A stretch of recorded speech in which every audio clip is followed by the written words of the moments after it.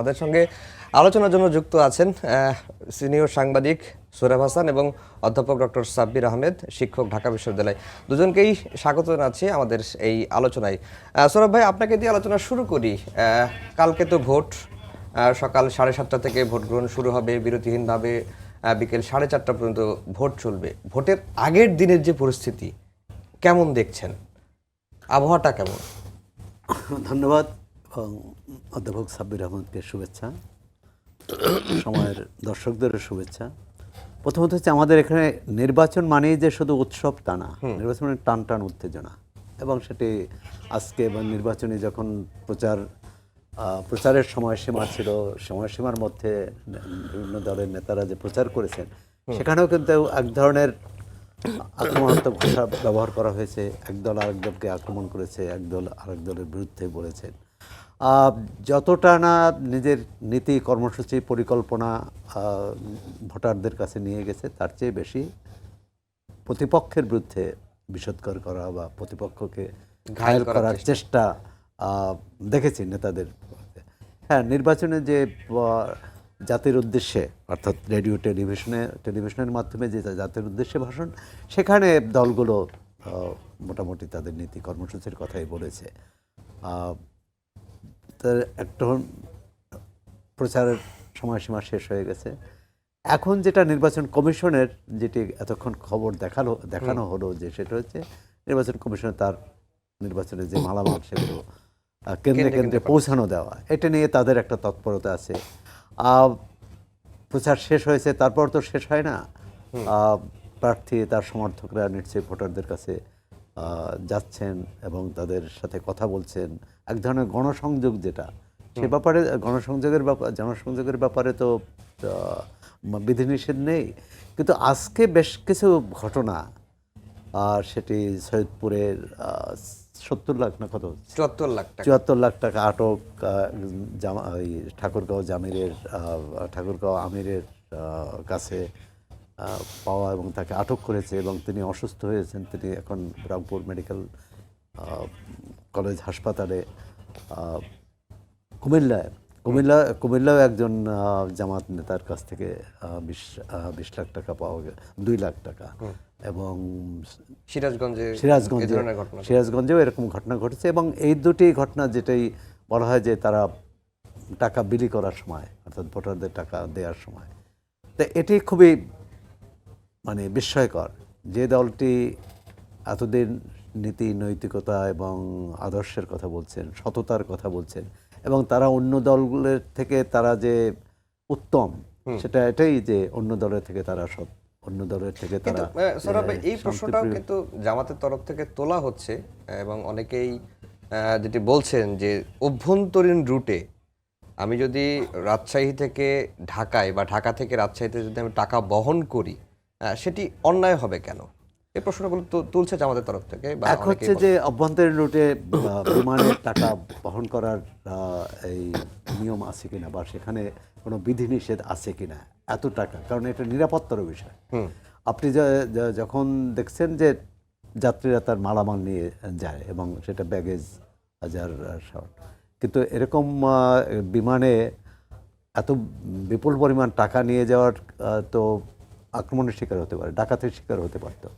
এবং ডাকাতের শিকার হওয়া মানে ওই ব্যক্তি না, শুধু ওই পুরো বিমান আক্রমণের শিকার হতে পারত। এটি একটি। আর দ্বিতীয় যে প্রশ্নটি আসছে, যে বলা হয়েছে যে এটা ব্যবসায়ের টাকা।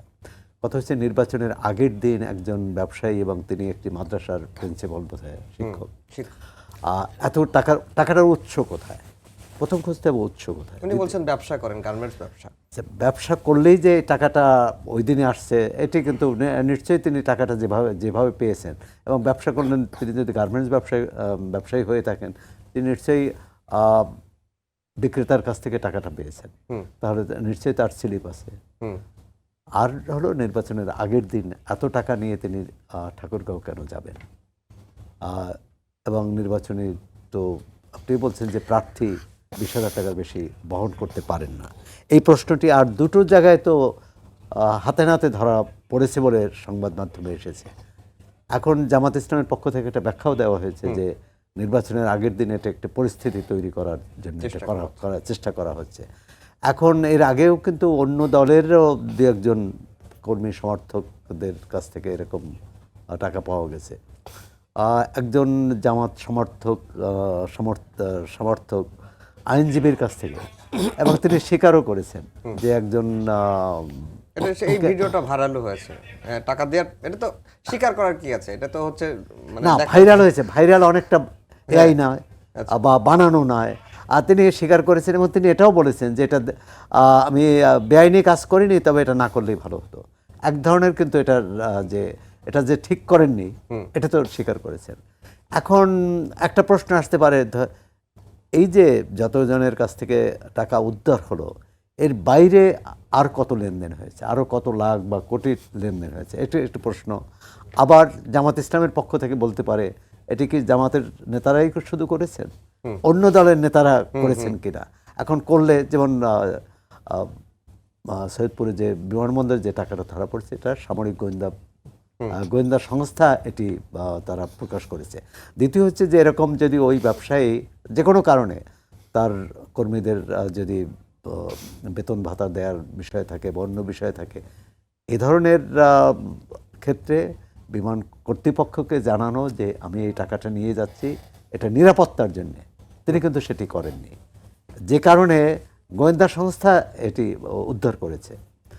আর সুতরাং এই প্রশ্নগুলোর জবাব কিন্তু ওই সংশ্লিষ্ট দলকে দিতে হবে। সৌরভ ভাই, আপনার কাছে আবার আসবো। ডক্টর সাব্বির আহমেদ, আমরা নির্বাচনের আগে না, এই সরকার যখন ক্ষমতায় আসলো, অন্তর্বর্তীকালীন সরকারের তো এখন বিদায়ের সুর, ক্ষমতায় আসার পরে সবচেয়ে বেশি যে আলোচনাটি হয়েছে যে সরকার আইন শৃঙ্খলা রক্ষায় একেবারে ব্যর্থ হয়েছে। তো আমরা যদি নির্বাচনের গণসংযোগ প্রচারণা শুরুর পরে হিসাব দেখি, সরকারের হিসাবে 4 জন মারা গেছে। আর এখনকার যে নির্বাচনের পরিবেশ ঠিক রাখা কেমন দেখছেন, কালকের ভোটটা কেমন হতে পারে? ধন্যবাদ আপনাকে। আমি প্রথমেই বলতে চাই যে এটা সত্য যে যখন 22 জানুয়ারি থেকে যখন নির্বাচনী প্রচারণা শুরু হলো, এই প্রচারণার প্রথম দিকে অনেকটাই আইন শৃঙ্খলা বাহিনীর যে ভূমিকা, বিশেষ করে এই যে বিভিন্ন স্থানে, বিভিন্ন জেলায় যখন ম্যানিফেস্টো নিয়ে সভা করা হলো, সেই সব সভাকে কেন্দ্র করে যে বিশৃঙ্খলা তৈরি হয়েছিল, যেটার কারণে কয়েকজন মারাও গেলেন। তো সেখানে আমরা কিন্তু আইন শৃঙ্খলা বাহিনীর যে টাইমলি ইন্টারভেনশন, যেটা সময় মতো যে ইন্টারভেনশনটা আমরা লক্ষ্য করি না, ওইটা দেখেও আমাদের মনে একটা ধারণা তৈরি হয়েছিল যে আইন শৃঙ্খলা বাহিনী সেই আগের মতোই রয়ে গেছে। কিন্তু আমি এই যে এতক্ষণ যা দেখলাম টেলিভিশনের মাধ্যমে, আমার কাছে মনে হলো যে না, নির্বাচনের ব্যাপারে এখন নির্বাচন কমিশন বা সরকার তারা একটা সিরিয়াস পদক্ষেপ নিয়েছে, যেটা আমার কাছে প্রতীয়মান হলো। এক্ষেত্রে আমি অবশ্যই নির্বাচন কমিশনকে আমি অভিনন্দন জানাবো এই ক্ষেত্রে যে 2014 সালে যে নির্বাচন কমিশনের পরীক্ষা তো এখনো শেষ হয়নি। হ্যাঁ, না, শেষ হয়নি। একটা অভিনন্দন জানাবো যে 2014 সালে ওই ল এনফোর্সিং এজেন্সির সংজ্ঞায়নের মধ্যে আর্মি কিন্তু ছিল না। আচ্ছা, হ্যাঁ, আর্মি কিন্তু ছিল না। এবার কিন্তু সেই আর্মিকে এটার মধ্যে আবার ফিরিয়ে নিয়ে আসা হয়েছে, এবং আমার বিশ্বাস যে আর্মি যদি এই আজকের ঘটনা থেকে আমি মোটামুটি আশাবাদী হলাম যে আর্মি কালকে মানে আমাদের আইনশৃঙ্খলা বাহিনী তাদের যথাযথ ভূমিকা রাখবে। এবং আরেকটা পজিটিভ দিকও আমি দেখলাম যে স্থানীয় পর্যায়ে গোয়েন্দাদেরকেও ব্যবহার করা হচ্ছে, যেটা খুবই গুরুত্বপূর্ণ বলে আমি মনে করি। বিশেষ করে এই সময়ে যখন আপনার টাকার ছড়াছড়ি যে রিপোর্টগুলো আমরা দেখলাম, আবার ধরেন আমরা আজকের পত্রিকায়ও দেখলাম যে প্রচুর পরিমাণে অস্ত্র দেশের ভিতরে ঢুকে গেছে, প্লাস অনেক বৈধ অস্ত্রও কিন্তু এখনো জমা দেওয়া হয় নাই, যদিও সরকারের পক্ষ থেকে একটা ওয়ার্নিং দেওয়া হয়েছে যারা বৈধ অস্ত্রধারী। তো উই নেভার নো, আমরা এখন শিওর না যে এই অস্ত্র কালকের দিন পর্যন্ত আমাদের দেখতে হবে, অপেক্ষা করতে হবে, বা তার পরেও আরও 2-1 দিন হয়তো এই অস্ত্রের ঝনঝনানি যদি শুরু হয়, তাহলে এটা এই পরিস্থিতিকে অবশ্যই আমাদের আইন শৃঙ্খলা বাহিনী সামাল দিতে পারবেন বলে আমি বিশ্বাস করি। তারা আজকে যে আন্তরিকতাটা তারা দেখালেন, বিশেষ করে টাকা উদ্ধার করতে গিয়ে, আমরা আশাবাদী যে তারা কালকে একটা ভালো নির্বাচন আমরা পাবো বলে আশা করতে পারি আর কি। জি, সৌরভ ভাই, আপনি তো অনেক নির্বাচন কাভার করেছেন এবং মাঠে গিয়ে পর্যবেক্ষণ করেছেন। এইবারের যে নির্বাচন নিয়ে মানুষের যে আবেগ বা উৎসাহ, আমরা গত কয়েকদিনে দেখলাম যে মানুষ লঞ্চে করে হুমড়ি করে বাড়ি যাচ্ছে, বাসে এবং ট্রেনে, ছাদে উঠেও অনেকে বাড়ি যাচ্ছেন। অনেকেই ধারণা করছিল যে এবারের নির্বাচনে ভোটার টার্নআউটটা কম হতে পারে। আপনার কাছে মনে হয় যে এই পরিস্থিতি দেখে যে আসলে কম হবে? আমি এবারেও কিন্তু ঢাকার বাইরে গিয়েছি, খুব বেশি জায়গায় যাইনি। ধরুন এক সপ্তাহ আগে পরিবেশটা এরকম ছিল না, মানে নির্বাচনমুখী মানুষের মধ্যে এই উত্তাপটা ছিল না, নির্বাচনী প্রচারেও ঢিলাঢালা। ধরেন ঢাকা সিলেট মহাসড়কের পাশে খুব কদাচিৎ দাঁড়িপাল্লা এবং ধানের শীষের বিলবোর্ড বা ব্যানার, এর বাইরে কিন্তু চোখে পড়েনি মিছিল সমাবেশ বা স্লোগান বা প্রচার, মাইকে প্রচার খুব কম। কোথাও কোথাও কোনো কোনো এলাকায়, যেসব এলাকায় উত্তেজনা বেশি বা যে কোনো প্রতিদ্বন্দ্বী শক্তিশালী উভয় পক্ষে, এক ধরনের নির্বাচনটা কিন্তু সমানে সমান লড়াই, এটি জনগণের মধ্যে এই বিবেচনা নেই। মানে তারা মনে করেছে যে নির্বাচনে এক পক্ষ শক্তিশালী আর এক পক্ষ কম শক্তিশালী, সুতরাং এই নির্বাচনে সংঘাত কম হওয়ার এটা একটা কারণ, উৎসব কম হওয়ারও এটা কারণ। আর এরপরে গত 2-3 দিনে যে উচ্ছ্বাস বা উৎসবটা দেখা যাচ্ছে, বা দলে দলে শ্রমিকরা, সাধারণ মানুষ যারা, বিশেষ করে যারা তৈরি পোশাক শিল্পে কাজ করেন, তাদের কারখানা ছুটি হয়ে গেছে। আপনি দেখেছেন যে এটি যে নির্বাচনের জন্যই না, তারা বাড়ি যেতে পারছে, বাড়ি যেতে পারার আনন্দ, সেটাও কিন্তু একটা বিষয়। এটা শুধু নির্বাচনের জন্য নয়। আপনি দেখুন বাইরে বা ঢাকা শহরে 4 দিনের ছুটি, এই ছুটিটা কিন্তু একটা বড়ই। আর যে নির্বাচন এলেই আমরা শুধু উৎসব করি তা না, একটা যুদ্ধ করি, এটি কেন হবে? মানে নির্বাচন হচ্ছে একজন কি বলে পূর্ণবয়স্ক মানুষ, যাকে 18 বছর পর ভোটাধিকার দেওয়া হয়েছে, তিনি তার ভোটটা দিয়ে আসবেন, একটা ব্যবস্থাপনার দায়িত্বে থাকবে। এবং আপনি দেখুন যে বারবার বলা হয় 9 লাখ আইনশৃঙ্খলা রক্ষাকারী বাহিনী, সেনাবাহিনীর 9 লাখ কর্মী, সেনাবাহিনীর প্রশ্ন আসছে। এ ঠিক 24 সালে 14 বা এর পরে, এমনকি আওয়ামী লীগের সরকারের সময়ে স্থানীয় সরকার নির্বাচনে মনে আছে যে নারায়ণগঞ্জে নির্বাচন কমিশন চেয়েছিল যে সেখানে সেনাবাহিনী মোতায়েন করা হোক, কিন্তু সরকার শোনেনি। এরকম অনেকগুলো দলীয় বিবেচনায় এসব বা দলীয়করণ, এটা তো আমাদের নির্বাচনী রাজনীতিতে হয়ে আসছে। এবারে যেহেতু অন্তর্বর্তী সরকার একটা বড় পরীক্ষা, প্রধান উপদেষ্টা যেটা বলছেন যে শেষ পরীক্ষা 12 তারিখ, অনেক পরীক্ষায় সরকার কিন্তু কৃতকার্য হয়নি। মানে আইনশৃঙ্খলা পরিস্থিতি গত 17 মাসের যদি চিত্র দেখি, সেটি খুব আশাবাদী নয়। অর্থনীতি একটা ভঙ্গুর অবস্থা, কলকারখানা অনেকগুলো বন্ধ হয়েছে, নতুন কলকারখানা হয়নি।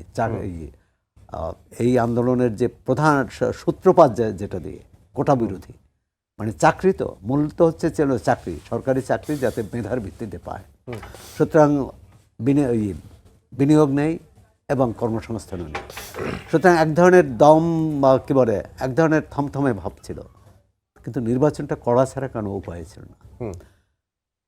আমার মনে হচ্ছে যে সরকার তার সমস্ত যন্ত্র, রাষ্ট্রযন্ত্র এবং এর সঙ্গে সেনাবাহিনীও রাষ্ট্রযন্ত্রের তো অংশ, কিন্তু সামরিক আর বেসামরিক প্রশাসন তো আলাদা। আমাদের এখানে এই যে তত্ত্বাবধায়ক সরকার দিয়ে নির্বাচন করতে হয় বা অন্তর্বর্তী সরকার দিয়ে, এটি তো আমাদের রাজনৈতিক নেতৃত্বের ব্যর্থতার কারণ। এমনকি সেনাবাহিনীকেও আনতে হয়। সেনাবাহিনী কেন আসবে? মানে আমরা যদি এখানে তো একটা যুদ্ধ হচ্ছে না, এখানে প্রতিযোগী রাজনৈতিক দলগুলো প্রার্থীর ঘোষণা দিয়েছেন, ভোটারদের দৃষ্টি আকর্ষণ করার চেষ্টা করেছেন, জাতির উদ্দেশ্যে ভাষণ দিয়েছেন, বড় বড় জনসভা করেছেন, জনসংযোগ করেছেন। মানুষ যে ভোট দিয়ে আসবে তার পছন্দসই প্রার্থীকে, সেই পরিবেশটা আমরা তৈরি করতে পারি। সেই রাজনৈতিক সংস্কৃতি তৈরি করতে পারেনি। এবং আমরা আশা করেছিলাম যে গণঅভ্যুত্থানের পরে রাজনৈতিক সংস্কৃতি চেঞ্জ হবে, রাজনীতিবিদদের আচরণও চেঞ্জ হবে। আপনি দেখেন যে জনসভায় বা বিভিন্ন একে অপরের যে ভাষায় আক্রমণ করেছে সেটা কিন্তু খুব মানে দুর্ভাগ্যজনক, মানে কাঙ্ক্ষিত নয়। আর সেটি একটি আছে। তারপর হলো এটা হচ্ছে কি যে আমাদের এবং প্রশাসন নিয়ে যে রাজনৈতিক দলগুলোর মনোভাব, আপনি চিন্তা করুন যে আপনি যখন বিএনপির সাথে কথা বলবেন, বিএনপি নেতারা বলবেন যে প্রশাসন সব জামাত হয়ে গেছে, জামাতের সাথে কথা বলবেন যে প্রশাসন বিএনপি, প্রশাসনের তো সব বিএনপির এবং বিএনপিকে জিতেই দেবে, এরকম। এনসিপির কাছে বলবেন যে এনসিপি বলবে তো এই প্রশাসন বিক্রি হয়ে গেছে। এই নির্বাচন তো একসঙ্গে চলা, গণতন্ত্র তো একসঙ্গে চলা। তা আমরা নির্বাচনের ব্যাপারে একটা ন্যূনতম জায়গায় এক হতে পারি না আমাদের রাজনৈতিক দল। সুতরাং এই যে না হতে পারা, নির্বাচনটি ভালো হবে আশা করি। আমিও অধ্যাপক সাব্বিরের সাথে একমত, আশাবাদী হতে চাই। কিন্তু নির্বাচনের পর কি হবে, বা নির্বাচনে এই যে আজকের যে উত্তেজনা, এটা আগামীকাল কোনো নতুন কোনো ঢেউ তোলে কিনা, সেই সংখ্যাটা থেকেই যায়। জি, ডক্টর সাব্বির আহমেদ, যেটি সৌরভ ভাই বলছিলেন যে তিনি গ্রামে গিয়ে প্রথমের দিকে দেখেছিলেন যে ভোটারদের মধ্যে খুব একটা উৎসাহ ছিল না, ভোট হবে কিনা এই আশঙ্কা তো আমাদের 17 মাস ধরেই চলে আসছে, এই প্রশ্নের আমরা মুখোমুখি হয়েছে। কিন্তু গত কয়েকদিন ধরে হঠাৎ করে ভোটের প্রতি মানুষের একটা উৎসাহ বেড়ে গেল, এখন উৎসব মুখের পরিবেশ, এটার কারণটা কি হঠাৎ? আমার মনে হয় এই প্রচারণা একটা গুরুত্বপূর্ণ ভূমিকা রেখেছে। আমরা এই নির্বাচনী প্রচারণায় আপনার মানে প্রথমে একটু বলে নিই যে কিছু বিধিনিষেধ থাকার কারণে কতগুলো ইতিবাচক বিষয় আমি খুঁজে পেয়েছি এই প্রচারণার মাধ্যমে। তার মধ্যে একটা ছিল খুব, যদিও এটা সব অনেক জায়গায় হয়তো ব্যতিক্রম হয়েছে, যে ওইভাবে পোস্টারিং করে একদম যে মানে পুরা পোস্টারের চাদরে ঢেকে ফেলা, ওই মাত্রায় কিন্তু পোস্টারিংটা হয়নি বলে আমার বিশ্বাস, আমার ধারণা। আরেকটা, বিগত নির্বাচনগুলোতে যে পরিমাণ সাউন্ড পলিউশন ছিল, এই নির্বাচনে ওই অর্থে তেমন সাউন্ড পলিউশন হয় না। আমি গ্রামের চিত্রটা জানি না, আমি আসলে এই প্রচারের টাইমে আমি যেতে পারিনি। আরেকটা জিনিস হলো যে এই যে দুই পক্ষের যে বাকযুদ্ধ, এই বাকযুদ্ধ আমার মনে হয় যে হ্যাঁ, এখানে ব্যক্তিগত আক্রমণ হয়েছে, এটা সত্য। এই বাকযুদ্ধ যেমন মাঠে একরকমের বাকযুদ্ধ, বা এই সোশ্যাল মিডিয়াতে এক ধরনের বাকযুদ্ধ, এই বাকযুদ্ধ একটা উত্তেজনা তৈরি করছে, মানে উত্তেজনা বলেন বা উৎসাহ বলেন যেটা। আরেকটা খুব ইন্টারেস্টিং হলো যে জামাতের যে প্রচারণা, এটা প্রথম থেকে যেরকম মানে যেরকম ভাইব্রেন্ট ছিল, আমার মনে হয় শেষ দিকে এসে এই পুরা ভাইবটা চলে গেছে বিএনপির দিকে। মানে এটা কেন হলো? এটা হওয়ার পেছনে সম্ভবত জামাতের যে নারী কেন্দ্রিক তাদের যে চিন্তা ভাবনা, আচ্ছা, এবং টাইমলি ইস্যুগুলোকে পিক আপ না করা, যেটা দেখেন আপনি এই লাস্ট মিনিটে এসে যখন তারেক জিয়া মানে বললেন যে তিনি ক্ষমতায় আসলে পে স্কেল বাস্তবায়ন করবেন, তারপর তিনি শেখ হাসিনা যদি দেশে তার ছেলেমেয়েরা দেশে এসে রাজনীতি করলে সেক্ষেত্রে তার কোনো আপত্তি থাকবে না, মানে কিছু ইস্যু তৈরি করার ফলে আমার যেটা মনে হয়েছে যে এটা একটা সুইং ভোটারদের উপরে একটা। স্যার, আপনাকে একটু থামাই।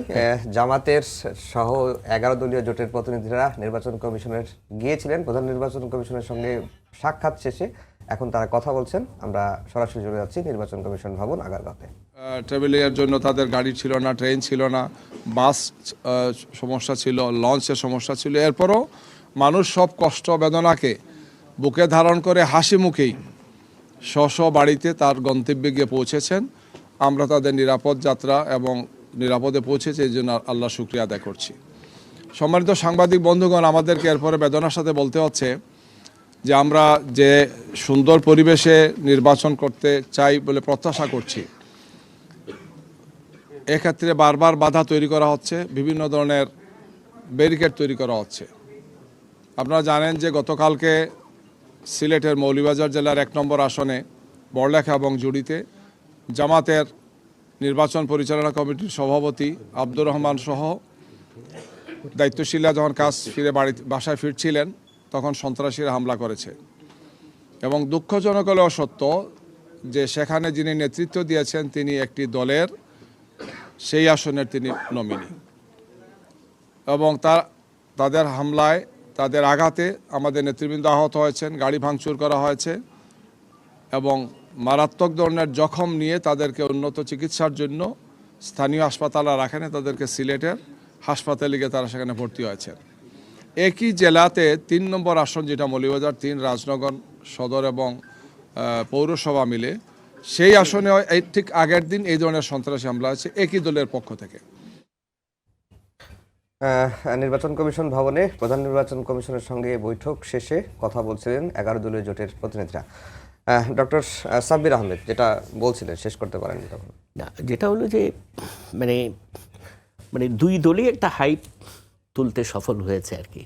বাট আমার কাছে মনে হয়েছে জামাত প্রথম দিকে যে হাইপটা তৈরি করেছিল এইটা মানে বিএনপির সময়োচিত টাইমলি কিছু মানে বাউন্সার মারার কারণে সেই হাইপটা বিএনপির পক্ষে উঠে গেছে। এটা এইভাবে আমি জিনিসটাকে দেখতে পাচ্ছি আর কি। আরেকটা হলো যে আপনার যে উদ্দীপনা সৃষ্টির পেছনে হয়তো একটা ভোটারদের ধরুন একটা অংশের মধ্যে এক ধরনের জামাত ভীতি, যেটা আমি লক্ষ্য করেছি একটা অংশের মধ্যে, যে এই হাইপের কারণে তাদের মধ্যে এক ধরনের ভীতি কাজ করছে যে যদি জামাত চলে আসে সুতরাং ভোটটা দেওয়ার ব্যাপারে এখন তাদের মধ্যে আর কোনো মানে নাই, দ্বিধা নাই, সুতরাং তারা দৌড়ে সবাই এখন ঢাকা ছেড়ে বাড়ি চলে গেছে। জি জি স্যার, আপাতত দুজনকেই ধন্যবাদ জানাচ্ছি। ধন্যবাদ জানিয়ে এখনকার মতো আলোচনা শেষ করছি। আমরা হয়তো আবারও আলোচনায় ফিরবো নতুন কোনো অতিথি নিয়ে, খুব শীঘ্রই ফিরছি।